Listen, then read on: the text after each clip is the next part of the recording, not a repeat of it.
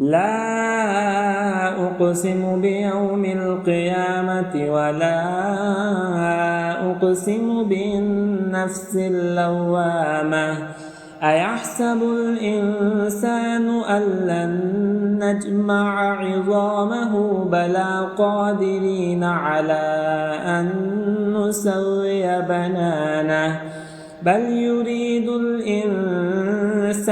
ليفجر أمامه يسأل أيان يوم القيامة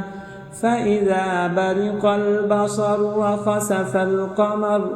وجمع الشمس والقمر يقول الإنسان يومئذ أين المفر كلا لا وزر إلى ربك يومئذ المستقر ينبأ الإنسان يومئذ بما قدم وأخر بل الإنسان على نفسه بصيرة ولو ألقى معاذيره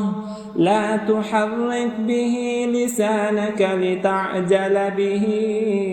إن علينا جمعه وقرآنه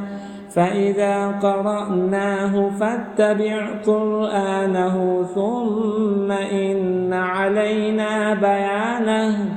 كلا بل تحبون العاجلة وتذرون الآخرة وجوه يومئذ ناظرة إلى ربها ناظرة ووجوه يومئذ باسرة تظن أن يفعل بها فاقرة كلا إذا بلغت التراقي وقيل من راق وظن أنه الفراق والتفت الساق بالساق إلى ربك يومئذ المساق فلا صدق ولا صلى ولكن كذب وتولى ثم ذهب إلى أهله يتمطى أولى لك فأولى